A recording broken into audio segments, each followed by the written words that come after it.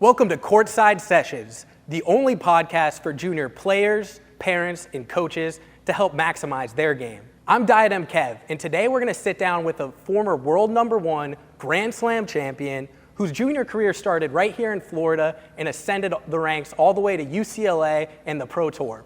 I'm excited to have Mark Knowles, a legendary doubles player, join us today to talk about his playing career and everything he's been up to this past decade. We're here with Mark Knowles. Mark, how are you doing today?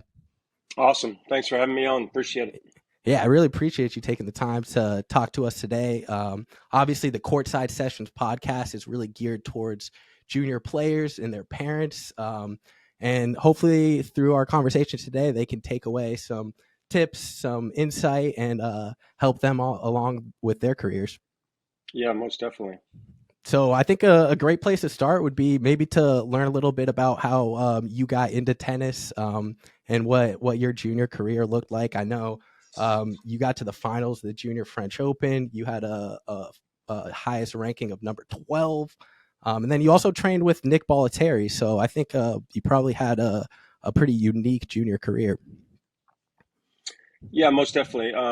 The way I got into tennis originally, my mom was a professional player, kind of amateur professional days. She's from England. So she played, like Wimbledon back in the amateur days, played mixed doubles and so forth, played some doubles. So she was a teaching pro in the Bahamas. When she met my dad, they both taught tennis at just a local club at a hotel there. I was around tennis from a really young age, and hearing, obviously I don't remember, but my parents told me, I think when I was about 3 years old, I started hitting tennis balls all the time. And then, obviously I gravitated to it immediately. I loved the sport. They had a wall like on the fourth court, and I literally would just go hit on the wall for probably 8 hours a day. Basically, the wall was my babysitter. My parents were obviously teaching tennis for the entire day. So they would be like, I was on the last court just hitting against the wall literally all day. So that was really how it started. And then I was pretty fortunate. My parents ran a lot of tennis clinics and so forth in the Bahamas. Obviously, it's a very small country. But growing up in the 70s, tennis was pretty popular, especially because when my mom came over, she kind of brought her tennis influence and the clubs and the community was really into tennis. So they ran a bunch of tennis camps, and fortunately for me, it was a lot of my friends. So I didn't really realize that. Obviously, I loved tennis already from a young age, but it was so much fun for me. We would have these tennis camps, especially in summer, where we'd hang out. And some of my friends still to this day are my friends from those summer camps back when we were, 7, 8 years old, 6 years old. So that's kind of how I got into it. And, my memories, even though the Bahamas is a small country, they had a pretty good tennis community. Like it was, I don't know, I kind of remember most of my younger years as just being at tennis courts and running around, picking up tennis balls, being a ball boy, all these things. We were fortunate. I remember one of my earliest memories was Gene Scott, formerly, unfortunately, has passed away, but he was very instrumental in helping tennis in the Bahamas. And he brought Bjorn Borg and Vitas Gerulaitis and a couple others to the Bahamas. I think I was about 9 years old. And Borg was my idol. So, I got to see him in person. I still remember it like it was yesterday. He crossed the road right in front of our car. I still have the exact picture of it in my mind. But it was very impactful, obviously, right? Coming from a small country to see the person you've been watching on TV winning Wimbledon, winning the French. That was awesome. So that was really cool. Then an important part for me, my parents were very supportive of my tennis young. We played a lot of tournaments just locally. I would obviously play. I was, probably pretty good for a junior. So I would play a lot of the senior tournaments being a small country. And then I started to go away to the Orange Bowl. It's a huge junior tournament in Florida. So I think the first year I went over there to play the 12 and unders, I guess I would have been 9 years old.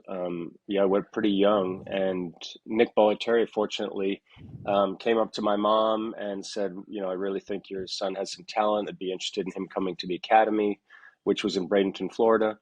And I was obviously kind of jumped at the opportunity. I think my parents were a little bit apprehensive, sending a 10-year-old away to Bradenton, Florida. back then we didn't have social media and all those things. It was just a payphone. So it seemed like it was a trillion miles away. But that was fortunate, right, to get that opportunity. Unfortunately, Nick Bollettieri just passed away, but I owe pretty much everything that I've achieved in tennis, which essentially ends up meaning what you achieved in life. Because that's the great thing about tennis, is that even if you don't become a professional or a collegiate player, you learn so many instrumental life lessons competing in tennis as a junior, right? It's a one-on-one sport.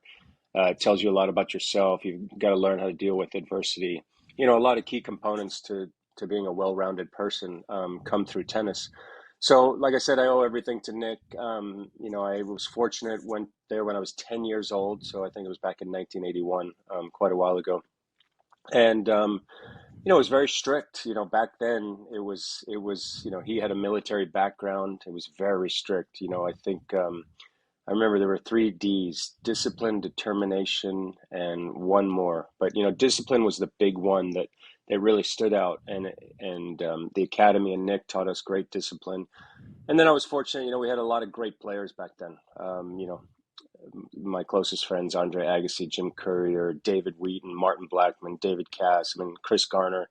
The list can go on of great junior players, and a lot went on to have great professional careers, great collegiate careers.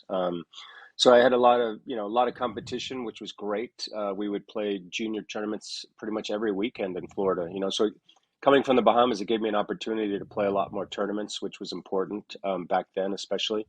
And so that was pretty much my juniors. I played some of the U.S. nationals. I won the indoors when I was 16. Got to play, coming from the Bahamas, I got to play the junior Grand Slams a little bit earlier, maybe than others. Played well in those, the French, the U.S. Open, maybe quarters or semis, juniors. So, did pretty well. I wasn't the best junior, but I was a top ranked junior player. So I was kind of on the cusp, alongside better junior players than me, whether it be Agassi, Courier, Cass, Martin Blackman, a lot of great players. The names, like I said, could go on and on. But so I kind of had that decision, and we were fortunate. We were part of a traveling team at Bollettieri, so we were allowed to go play professional events while we were still amateurs. So I remember Jim, Andre, a guy named Ned Caswell, Jim Courier, Chris Garner. There was probably 7 or 8 of us. Doug Flack. There were a number of us that got a chance to play for a year. And I graduated high school when I was young. I graduated high school when I was 16. So I felt like going to university right away might have been a little bit soon. And I was kind of on the cusp of, whether to turn pro or not. So we got to play for about, I took a year off in between high school and college. So played professionally and, and did well, didn't do as well as maybe Andre and Jim did immediately, but I had some good results. But I actually felt that I wasn't really mature enough to go out in the international world that tennis is and kind of tackle that. And, we didn't really come from much money either. So it wasn't like I had a ton of financial backing. So it was either, sponsorship or nothing. So then I ended up going to school at UCLA, which was a great experience as well. Went there for 3 years. Had a great time there. Developed my game, had some great friendships, and then turned pro after my junior year. And obviously, kind of the rest is history as far as my career. And then played for a long time. Yeah, I know that's an unbelievable junior career, and into college too. You accomplished so much coming from where you came from, and getting that opportunity to train with Nick sounds like a really kind of instrumental part of your career. And I think that for a lot of junior families out there that are kind of on the fence of embracing that academy culture and everything like that, would you have any advice for them? It sounds like it was a positive experience for you, but I think that's probably something that Yeah, a lot of families weigh. yeah. I think it depends on the individual, right? I mean, I think I was a bit rare in the fact that, especially coming from the Bahamas, a small place, going away, and like I said, we didn't have much means growing up. We didn't have much money, so I literally came home twice a year. I came home at Christmas, and I came home in the summer. Other than that, I was gone the entire time from my family and my parents. So, that can be tough. And listen, of course, there were times where I missed my family and all of those things. I was only 10 years old, so. That's a bit hard. And being a father myself, I would, and we have three kids, my wife and I probably would have never let any of our kids leave at that young of age. So, it was good that my parents allowed me to, because I actually wanted to do it, because I felt that it was kind of my opportunity to be successful. I didn't know if I would ever get that opportunity again, being in a small country like the Bahamas with very limited resources. I mean, we're not a big country, especially in tennis back then. Um, so that was kind of my motivation. I think for junior parents, I mean, I think it depends on the individual. Like I said, I was pretty clear with what my goals were. Um, I swam as well. I was a swimmer. I was a really good swimmer in the Bahamas till about 12 years old. And then I kind of had to give it up between both of them. But generally, I was all in on tennis. Like I love tennis, and I still love tennis. I'm so thankful that I got to play the great sport of tennis. Which isn't everyone's attitude, right? I think the most important thing is, I think, try to let your kid, try to talk about what it means, what the ramifications are, right? You're going to be away from home if you're an academy. If you stay here, okay, hopefully we have the same level of coaching. If it's a drop in coaching, then maybe, it's something, hey, if your goals are to be as good as you can be, or, get a college scholarship and maybe have a chance to play professionally, do you want to make the sacrifice? Do you want to make the effort to be in the best situation, to fulfill your potential? Because ultimately, it's hard to know what a kid's potential is, right? But my mindset has always been like, I know, having been through those years, from 10 to 17, those formative years where kids are finding themselves, finding out how good they are, what their athleticism is, what their potential is, that you truly have to have a love and passion for it. If the student or the junior or the kid doesn't really love it, ultimately it's probably not going to work out, right? I mean, maybe one in I don't know, 250,000 maybe, but it's just not going to work out. There's too many other things to kind of detract from where their goals should be. Um, so I think, it's just one of those things where I know it's hard in today's world. Especially, I was fortunate, like I said, because I don't know if there are any academy setups that are quite as good as Nick Bollettieri's was back then.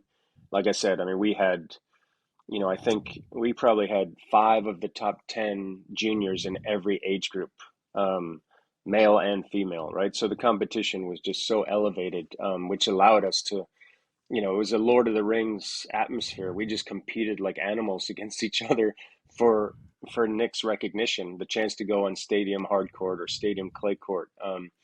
So we elevated ourselves, and we were fortunate because we also had professionals to look up to at the time. I remember when I went there, Jimmy Arias was a top 10 player. Aaron Crickstein was a top 10 player. Carling Bassett Seguso was a top 10 player. I mean, so we actually had people that, came through the system, trained there, we practiced with. So it made it seem like it's real, right? It's a possibility. I'm not as familiar with all the academies now. I know there's some great academies out there, but I know obviously economically it's hard to facilitate a bunch of, probably to congregate that much talent, obviously, because there are costs involved. Um, but, like I said, I think academies, I think I went to IMG academies about 4 or 5 years ago, and it's changed drastically since I went there. And it was great when I was there, but now it's at a whole nother level, right? So I always say now that, if I had a kid that was passionate and loved the sport, and now of course they have many other sports there at IMG academies, but tennis specifically, if they were really passionate about it, it would be hard not to send them there, because it's got everything, right? And I'm sure there are other academies, whether it's the Everett Tennis Academy or any other academy. I'm sure they have everything, right? The ability to allow a kid, a junior, to be in the best environment, the most competitive environment, and also have the opportunity to fulfill their potential. Yeah, I think that's a lot of great insight there. And the couple big things that stuck out were that the player, it's all about the individual, and they have to be passionate about the game and really buy into the process and be committed and have goals and all that kind of stuff. And then one other thing that really stuck out, I think, was your comment on competition. I would love to for you to elaborate a little bit more about what being in a competitive environment did for you, like your junior development and everything like that. Because I think that that's something that I talk to juniors about all the time, is putting themselves in those uncomfortable competitive situations, because long term that'll help their growth. So I'd love to hear about your opinion on that.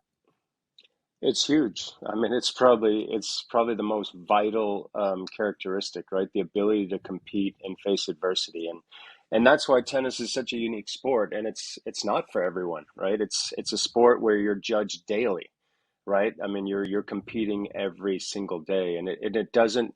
I think one of the things that's important to know, I know there are a lot of different paths in juniors, and whether listen, the Williams sisters didn't play junior tournaments, whatever, but their parents instilled the competitive desire. So that it doesn't mean that you have to play a ton of tournaments or don't have to play, but it means that you have to understand what it means to compete, right? Compete means, put it all on the line each and every day, because ultimately, if you want to get to your furthest goal, which is to be a professional tennis player, as someone who played professionally for over 20 years, you compete every single day, right? Whether you're the number one seed, it doesn't give you a three love lead in the next match, right? You start right from the start, and you got to compete you have to prove yourself every single day, right?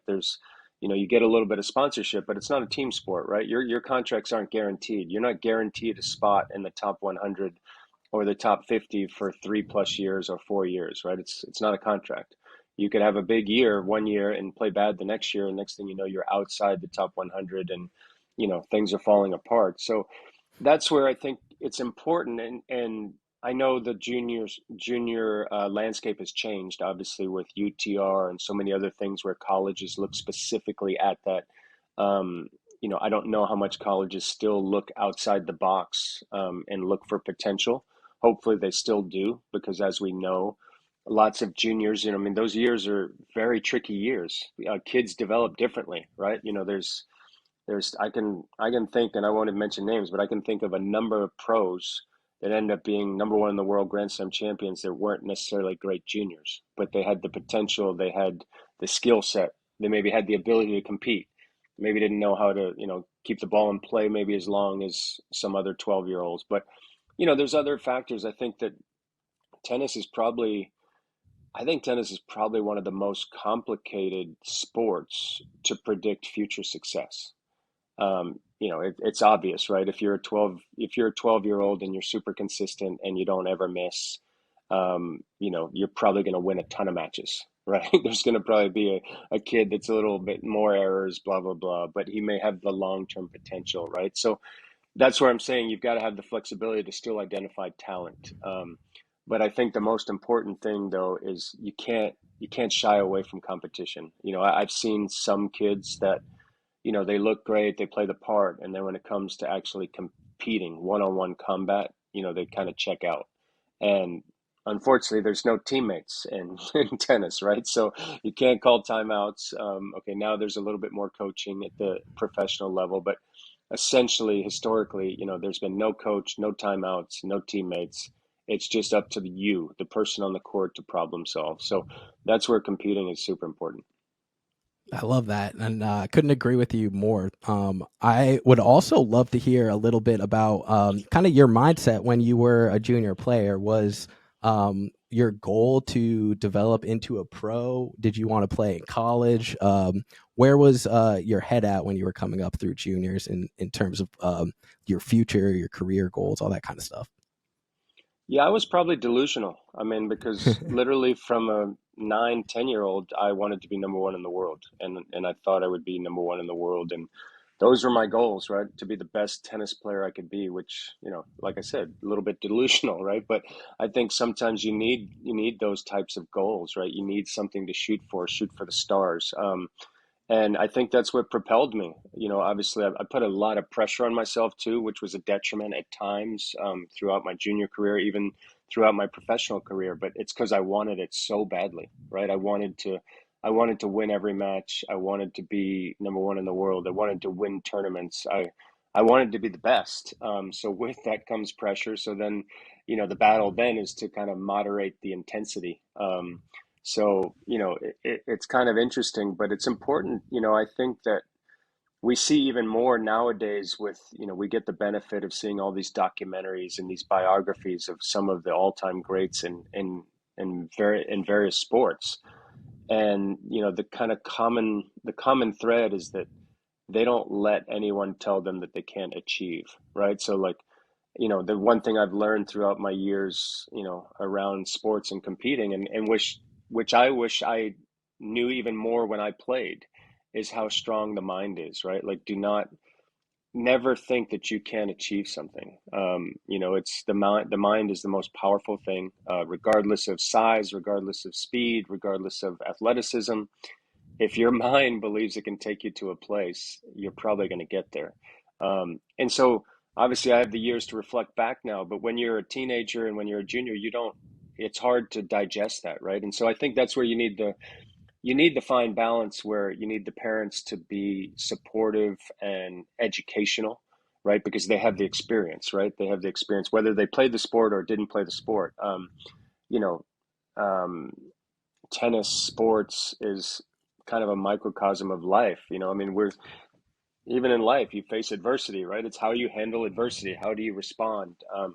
And you learn those lessons in sports, but especially in tennis, which is, there are no excuses. You can't, I've referenced it already. There are no timeouts, there are no coaches, nobody to help you. You've got to figure it out, or you're going to lose. And then you've got to deal with those consequences, which, I lost a lot in my career.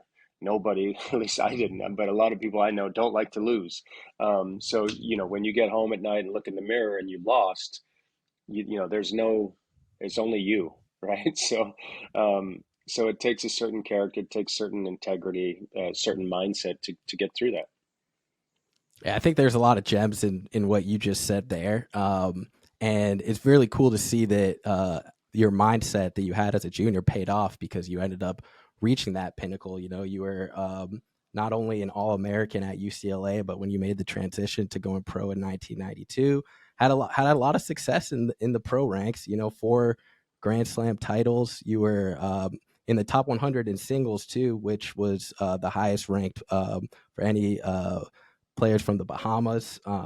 And you did reach that world number 1 ranking. So very cool to see that. I think I would love to hear how your transition went from being an All-American at UCLA and then get into the pro ranks.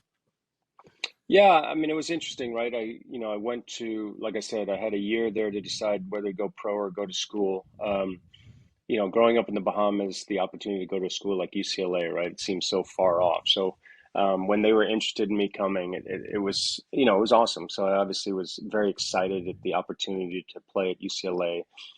Storied program, athletically, academically, great place, great coaches. Had the late Glenn Bassett was my head coach, and the present head coach was my assistant, Billy Martin.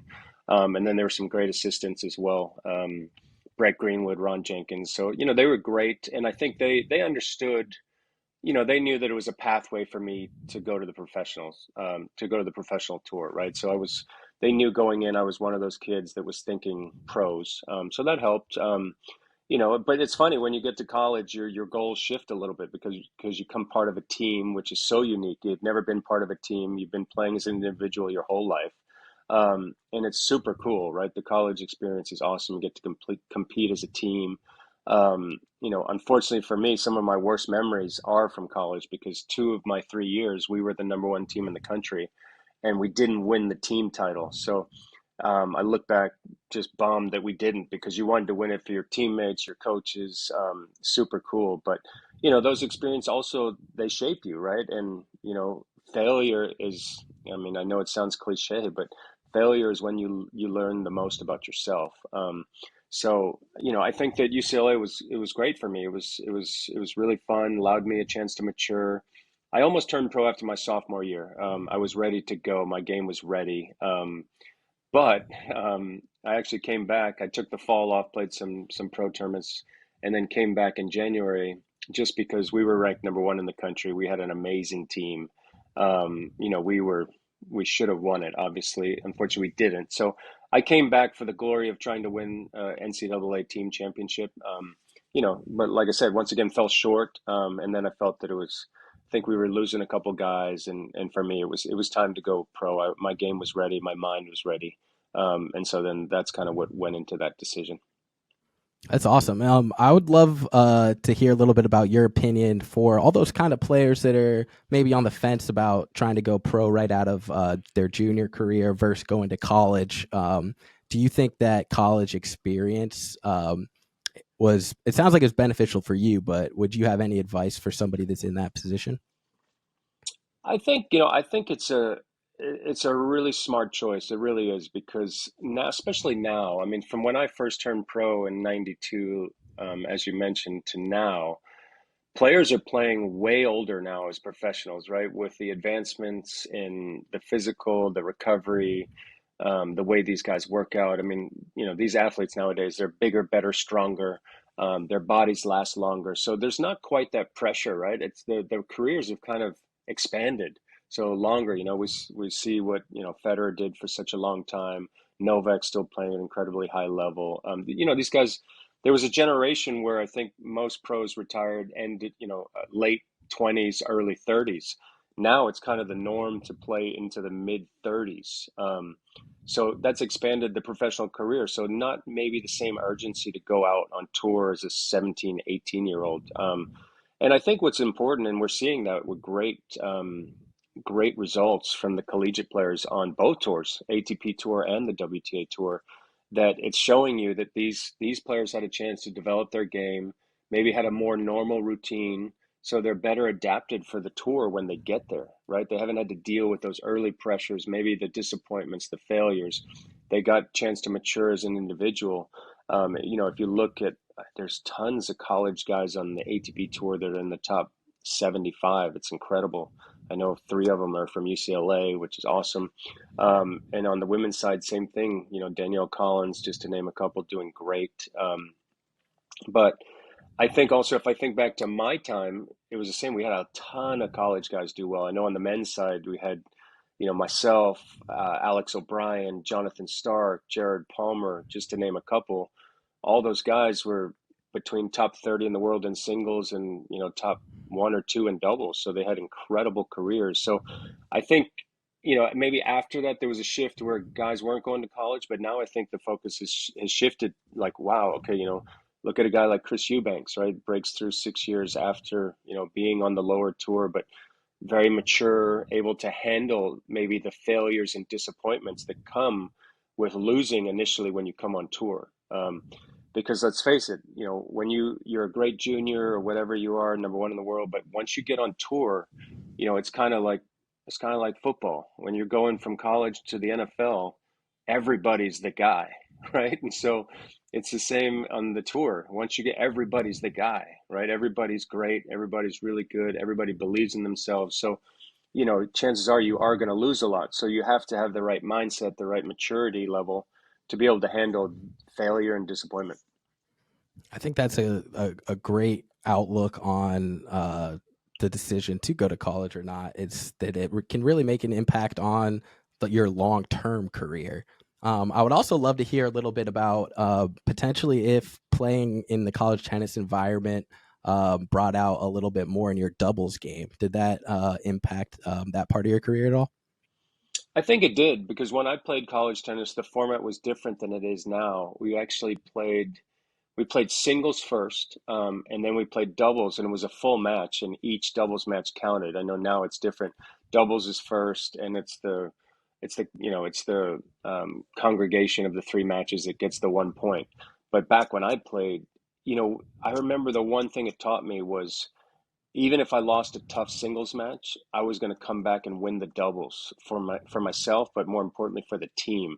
So it gave you an opportunity. I remember that specifically. It gave you an opportunity to reset, right? Handle like get knocked down and do you get back up? So I think that helped me a lot, just being able, because when I first turned pro, obviously I played singles and doubles. I played singles for a long time. It wasn't until I think maybe 10 years into my career that I just played doubles. So I was used to playing multiple matches, singles, doubles, losing in a singles match, having to come back and win a doubles, or losing in a doubles and the next morning having to come back to play singles. So I was kind of used to, being able to separate the wins and losses between the two disciplines. So I think that helped me a lot. Obviously, I don't know. It's interesting.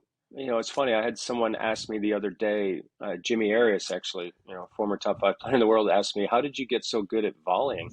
Because we were at Bollettieri's and nobody was really that skilled at volleying. But I owe that to my parents. My mom was kind of a servant volleyer, so she taught me how to volley at a very young age, and it's just something that came very natural to me. So I think playing a lot of doubles at you know college allowed me to kind of foster that ability and allowed me to get even better. I love that. And then, like you mentioned, you had a pretty successful singles career before you really started focusing on the double side. What was that like early on in your career, getting to play at these tournaments that I'm sure when you were a junior you watched on TV and all that kind of stuff? What was that like to experience? Yeah, I mean it's awesome, right? I mean, got to play all the majors. I remember obviously Wimbledon always stood out for me, right?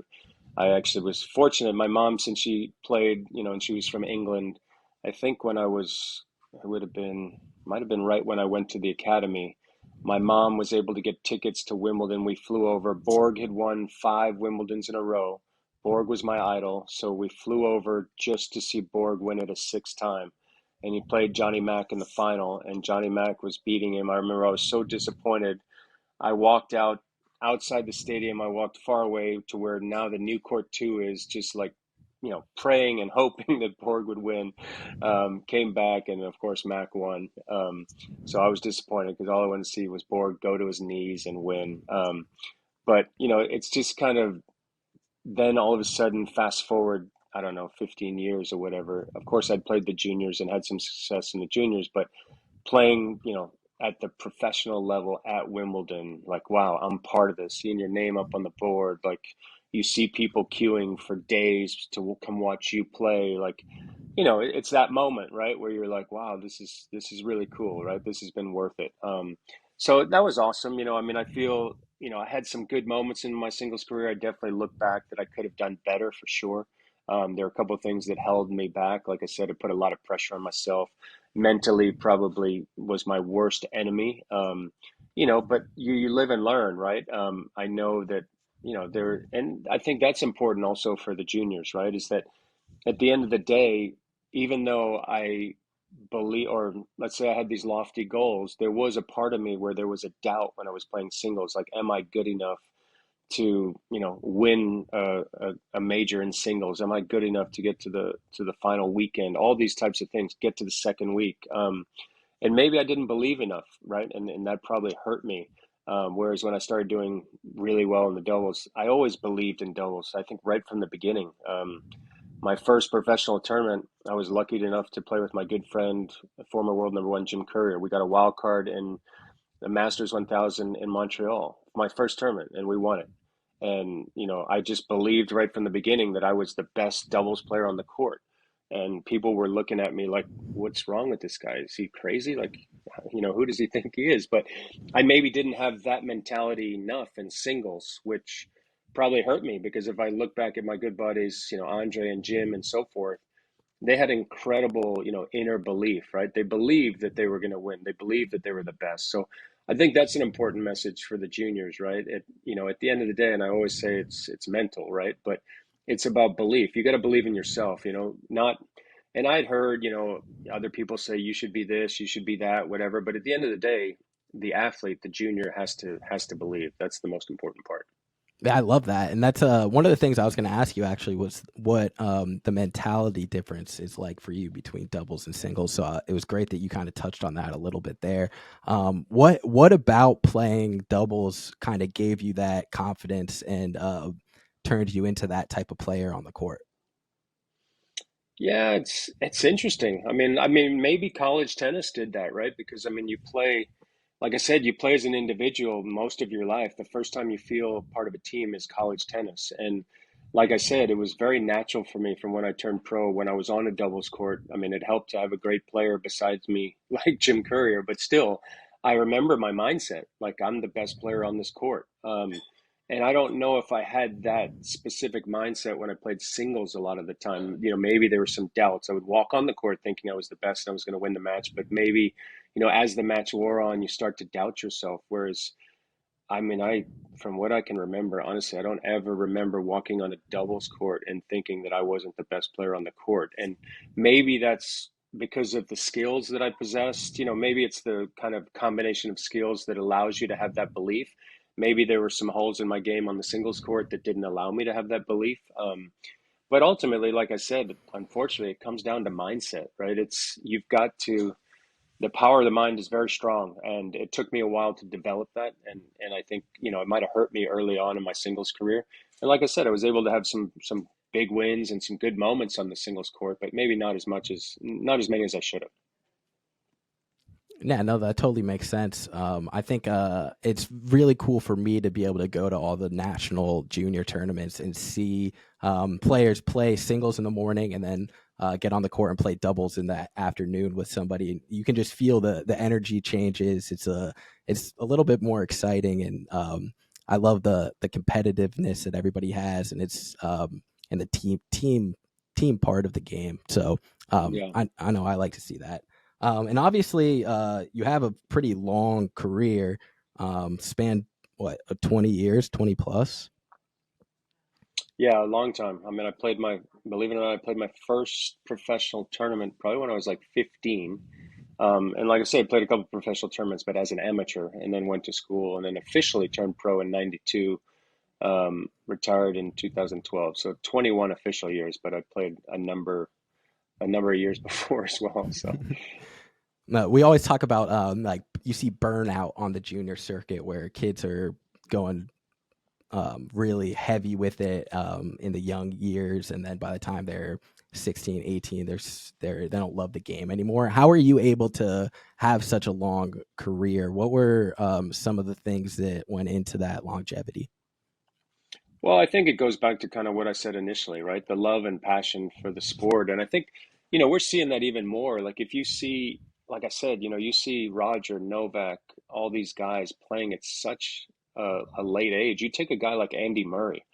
He's accomplished everything. He's won a bunch of majors, three majors, first one to win Wimbledon in umpteen years, you know, several hip surgeries, never going to come back. And here he is still going. Like, I still have people that text me and go, why is Andy Murray still playing? And I'm like, listen, he absolutely loves the sport of tennis. Like, what's better than doing something that you love, right? Like, I mean, we don't know how long we're on this earth, so why not, check in, clock in every day doing something that you love to do?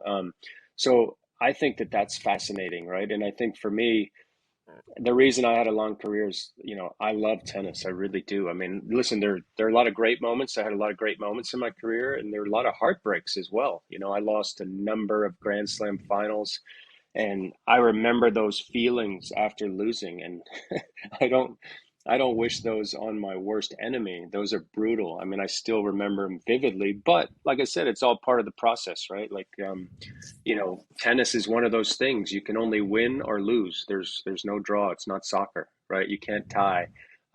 So you've got to deal with it.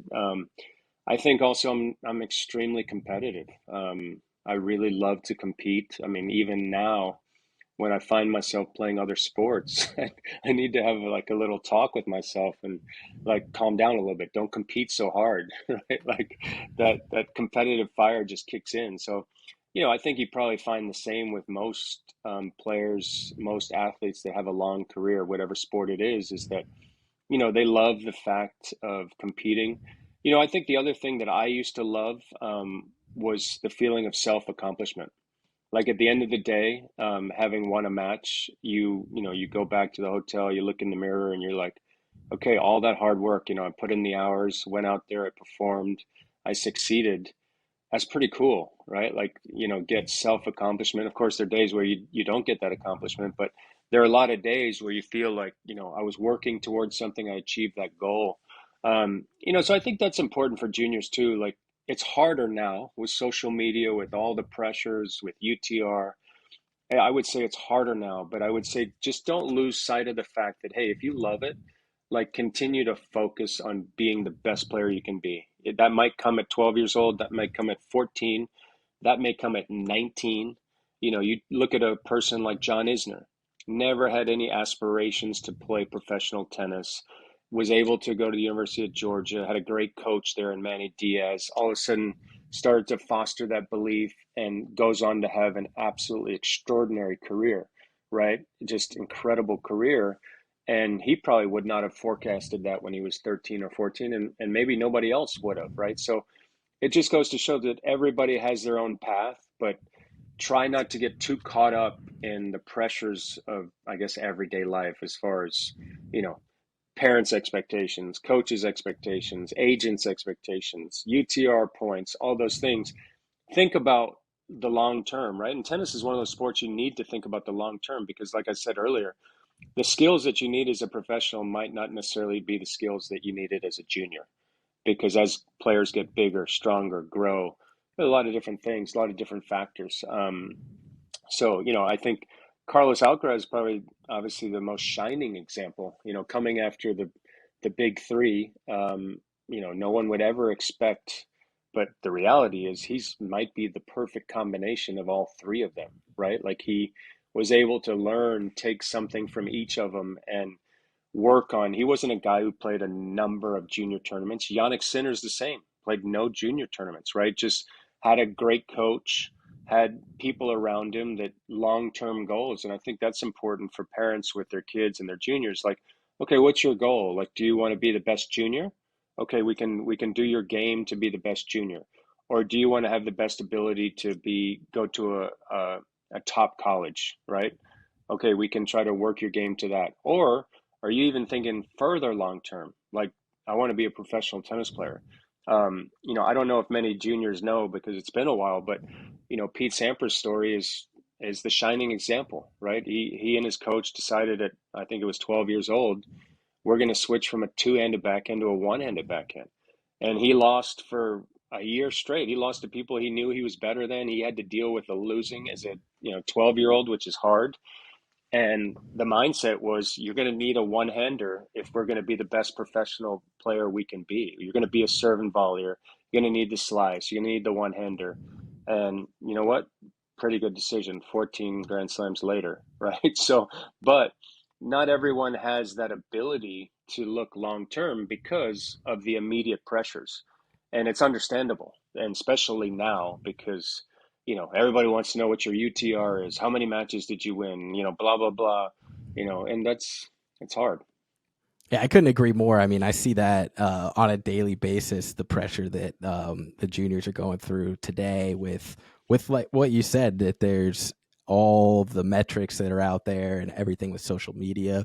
So I think that's a really great mindset that you talked about there, is having that long-term vision and then just staying disciplined and working towards it every day. So I think that's great. And obviously towards as you wrapped up your career, you got into some really cool stuff off the court. You did some coaching, and then obviously all the stuff you do with Tennis Channel. And then you're also pretty involved, I believe, with growing tennis in the Bahamas. I would love to hear a couple things. Let's start with the coaching side of what you did.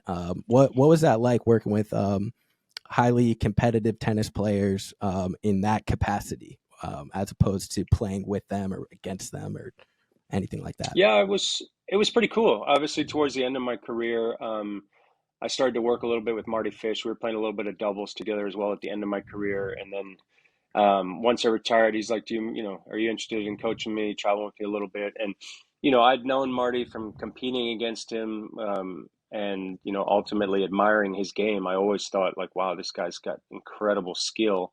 Um, and I always felt he could do better than he had done. So, it was a nice opportunity for me. Like I said, I felt that I could add a lot of value. I mean, like I said, I felt that there were things I could have done better in my career, especially in my singles career.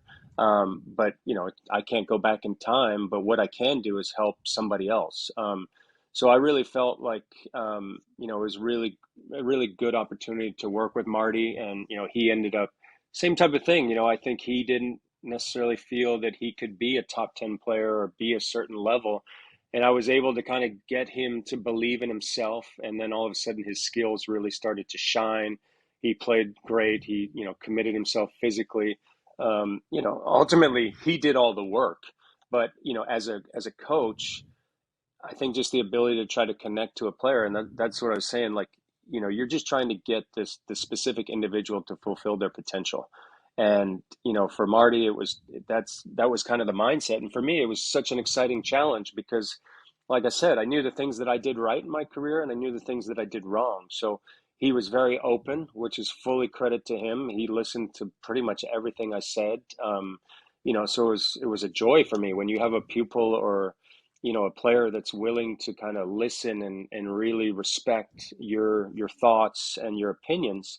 Then it's probably going to be a successful relationship, and it was. So that was super exciting.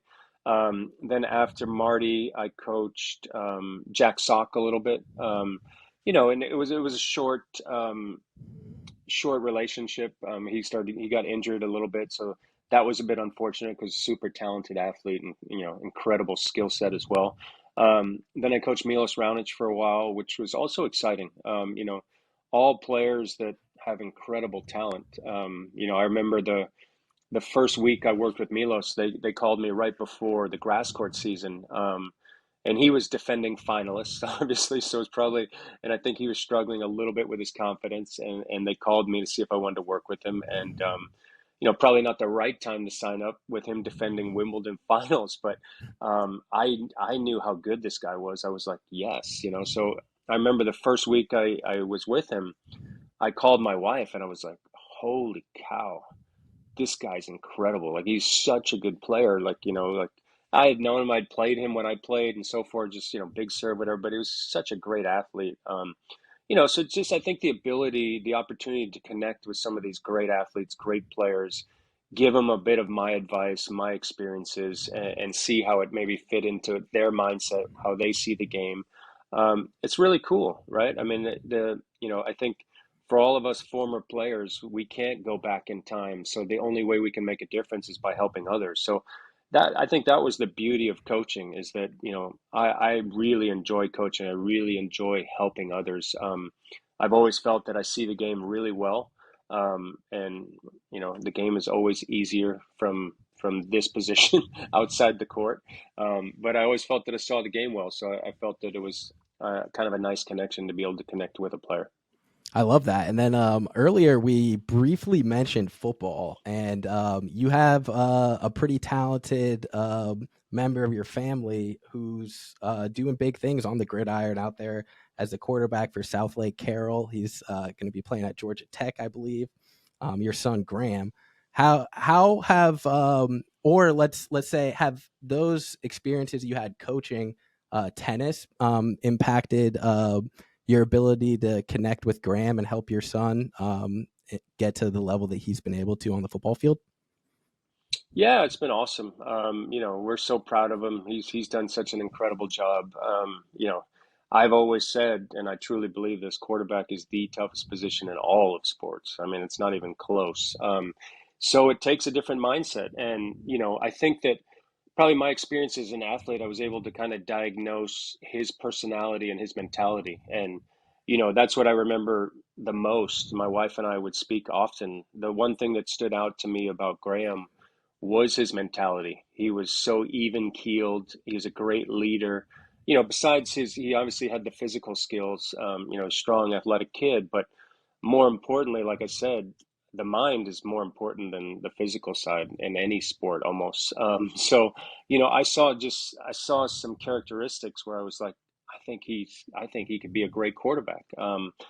I probably couldn't have been a great quarterback because I was a little bit more emotionally up and down, and probably wouldn't have handled interceptions or those types of things as well. But he had a great mentality, so I think possibly, I don't know, I won't speak for him, but I think my wife and I are both very sporty. My wife is very athletic as well, so we're a very sporty household, and we've never pressured our kids for any sport.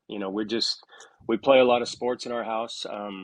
Graham was never really interested in tennis, which is kind of ironic because I was doing good things when he was a kid. I remember putting him in the trophies all the time after I'd win. And, so he was around tennis all the time, but, he plays for fun, but he was more of a team sport guy. He's like, I love team sports and all those things. So, I think still, he's accomplished a lot and he's got a bright future ahead of him, but it's the same thing. Like, hey, as long as you love it and you're passionate about it and, whatever your goals are, whatever, just try to fulfill your potential. Nobody really knows what that is. But if you love it, hard work and discipline, all those things, and like I said, belief is the key ingredient. So it's exciting for him, and same, we have two other kids. Another son, Brody, loves basketball, really good basketball player. He plays a lot of tennis, but I'm losing him to I'm losing him. The team sports are taking over because he plays football too. He's a wide receiver, and which is fine, totally fine. And then our daughter, she plays tennis, so it's fun. So, like I said, we have no expectations as far as college or professional. Obviously, it's nice that it's come to fruition for Graham. The opportunity to go to an incredible school like Georgia Tech. That's really, it's exciting. So we're excited and proud of him. That's awesome. I'm sure a lot of the parents that are listening out there would be able to resonate with raising children that are athletes, and I'm sure they would love to hear any insight you have on helping your kids shape that winning mentality that it sounds like they all have. If you have anything you can share, any tips there, I think that'd be great. Yeah, I mean, I think the number one thing is, like I said even earlier, like you've got to be able to you got to be able to embrace adversity, right? Of all the great athletes there have been in every sport, no one has had a perfect record. Everybody has struggled, whether they've lost, whether they've been cut from a team, whether they've missed a free throw at the end of the game, whether they've thrown an interception, whether they've double faulted on match point. It's like everybody has failed, right? I mean, so I think it's hard for a kid because I also remember being a kid. Like you take all of that stuff personally, right? You take it like, oh, I stink, I'm not good, I can never do this, I'm not clutch, all these things. And I think it's important just to kind of educate them that it's okay to fail, right? As long as you get up, it's how you respond. I mean, it's very cliche, but it's really hard to do. There's a lot of us that fail and we stay down, right? We don't get back up. Don't judge yourself so harshly, right? Like, I remember always hearing from my parents, you learn the most from your losses. And I was like, no, I don't want to hear that ever again. But you hear it all the time because it is true, right? First of all, you get a chance to correct things and do better next time, but you also know how to respond and deal with adversity a little bit better. So, I think for us, like it's still about fun and joy. My oldest son, actually, Graham, the quarterback, was actually a really good baseball player. And believe it or not, baseball is my favorite sport. If I could have played any sport, it probably would have been baseball. I just didn't grow up around it. I love baseball. So I actually used to coach him, little league baseball. And then, he knew how much I love baseball. And then when he was 12 years old, he actually wrote me a letter. He couldn't tell me, but he wrote me a letter saying, "Hey, Dad, I know you're going to be super disappointed, whatever, but I don't really enjoy baseball anymore." And he was really good. And so I looked at the letter and I was like, wow. I'm like, you never have to play baseball ever again. Like, did you ever feel? And it just goes to show that parent-kid relationship. Like, even though I'd never put pressure on him per se, he felt the pressure like, oh, this is what my dad wants me to do. This is what my dad loves. He loves baseball. I can't, like, it took him so long to have the heart to say, I'm not really enjoying baseball. And so when I told him, I go, dude, you never have to play baseball ever again. He was like stunned. He's like, really? And I was like, yeah, I don't ever want you to play anything that you don't love and have fun doing. And he was like, he was stunned, right? So I think that's important. And it's not easy for a lot of parents to just go, and we literally we've never played baseball since. So maybe in the backyard playing like, and we'll watch baseball together. We'll do all those things and we'll talk about it. But that's so important, right? And he was gifted. He was a really good baseball player. So maybe there's some parents that would have forced that situation, but my wife and I would never about that. And I think the vantage point that I have, having gone to an academy at 10 years old, I've seen the good, I've seen the bad. At the end of the day, I think as parents, it's good to guide your kids, but ultimately your kids have to you'll get a feeling for what they really love and what they're really passionate about.